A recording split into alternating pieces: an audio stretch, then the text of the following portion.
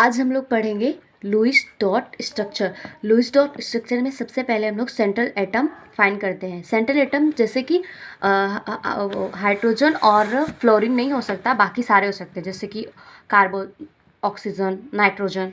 फिर उसके बाद हम लोग का थर्ड स्टेप होता है जिससे कि वैलेंस बॉन्ड इलेक्ट्रॉन फाइंड करना। जिस वैलेंस सेल में जितने इलेक्ट्रॉन है वो सारे के सारे हम लोग को लिख देना होता है। फिर बॉन्ड पेयर इलेक्ट्रॉन, फिर लॉन पेयर इलेक्ट्रॉन कैसे फाइंड करेंगे, क्यू यानी वैलेंस बॉन्ड इलेक्ट्रॉन में से बॉन्ड पेयर इलेक्ट्रॉन माइनस कर देंगे। अगर कोई पॉजिटिव चार्ज है तो उसे हम लोग क्या करेंगे, जितना पॉजिटिव चार्ज होगा उसको हम लोग सब्सट्रैक्ट कर देंगे। लेकिन अगर कोई निगेटिव चार्ज है तो उसको जितना भी निगेटिव चार्ज होगा हम लोग ऐड कर लेंगे। अब जैसे NO2 माइनस है तो यहाँ पे हम लोग क्यू लिखेंगे, वैलेंस सेल इलेक्ट्रॉन।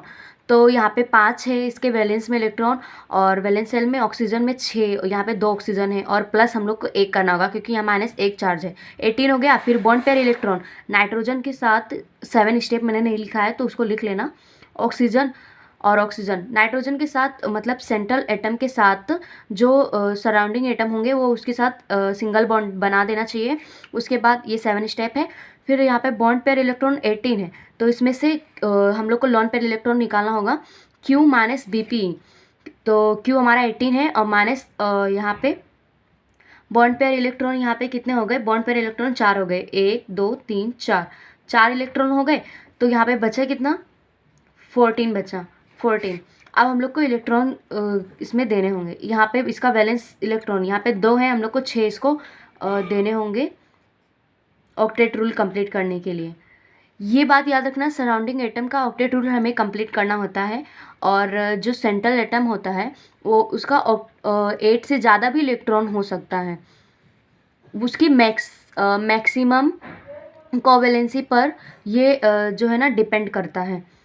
तो नाइट्रोजन की मैक्सिमम वैलेंसी कितनी होती है, 4 होती है। तो यहाँ पे हम लोग 4 भी वैलेंसी डाल सकते हैं।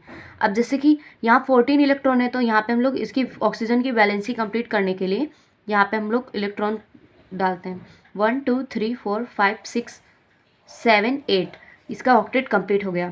फिर इसके बाद इसको हम लोग लुईस डॉट स्ट्रक्चर को ऑक्टेट रूल भी कहते हैं क्योंकि ये ऑक्टेट रूल पर भी डिपेंडेंट है। 14, तो यहाँ पे हम लोग भी 6 इलेक्ट्रॉन भर देंगे। अब हम लोग के पास 6 और 6 12 इलेक्ट्रॉन क्या हो गए, इसमें काउंट हो गए। और बचे कितने, 2। जितने बचे तो वो हम लोग को कितने, किस पर लिखना होगा, सेंट्रल एटम पर। अब यहाँ पर सेंट्रल एटम पे हमने ये लिख दिया, ठीक है। अब हम लोग इस पर फॉर्मल चार्ज भी फाउंड कर सकते हैं। फॉर्मल चार्ज,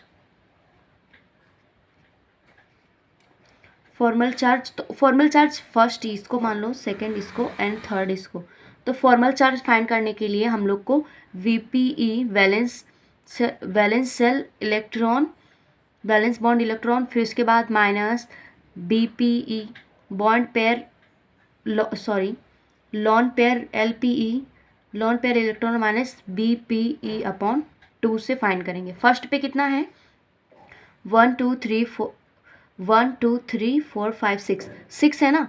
तो इसके वैलेंस इलेक्ट्रॉन में भी 6 होते हैं। यहाँ पे बॉन्ड पेयर इलेक्ट्रॉन भी, लॉन पेयर इलेक्ट्रॉन भी 6 है, और माइनस बॉन्ड पेयर इलेक्ट्रॉन कितने हैं, 2 हैं। 2 अपॉन 2, 6 माइनस 6 0, और यहाँ पे -1, इस पर -1 चार्ज आ जाएगा, ठीक है। और यहाँ पर भी कितना आ जाएगा, -1 आ जाएगा। और यहाँ पे नाइट्रोजन पे, थर्ड पे, इसको थर्ड मान लो, नाइट्रोजन पर इसके वैलेंस इलेक्ट्रॉन में कितने होते हैं, 5। और यहाँ पे लॉन पेयर कितना है, 2, और बॉन्ड पेयर कितना है, 1 2 3 4/2। तो 5 माइनस 4 इज इक्वल टू 1, यहाँ पे +1 चार्ज हो जाएगा। टोटल चार्ज कितना हो गया, -1। फिर यहाँ पे NH4 पॉजिटिव। अब इसमें इसको आप स्टॉप करके कर सकते हो, 1 मिनट के लिए वीडियो स्टॉप करिए और इसको खुद से ट्राई करिए। 1 2 3, अब मैं करती हूँ सॉल्यूशन। NH4 प्लस, तो यहाँ पे 5 हो जाएगा, देन यहाँ पे 4 × 1, और यहाँ पे -1 करेंगे क्योंकि यहाँ पे +1 चार्ज है। तो कितना हो जाएगा, ये 8 हो जाएगा। बॉन्ड पेयर इलेक्ट्रॉन, अब बॉन्ड बना दो, सिंगल बॉन्ड, सिंगल कैसे भी बना दो, मैटर नहीं कर रहा है क्योंकि हम लोग VSEPR के बाद समझेंगे कि यहाँ पे स्ट्रक्चर क्या होगा। 8, अब यहाँ पे बॉन्ड पेयर इलेक्ट्रॉन कितने हैं, 2 8 इलेक्ट्रॉन है, 8 माइनस 8 0। यहाँ एक भी लॉन पेयर नहीं बचा, इसका मतलब, और सबकी ऑक्टेट भी कंप्लीट है ना। तो ये इसका स्ट्रक्चर हो जाएगा। अगर याद रखना, अगर पॉजिटिव चार्ज होगा तो वो हम लोगों के सेंट्रल एटम पे होगा, अगर निगेटिव चार्ज होगा तो वो सराउंडिंग एटम पे होगा।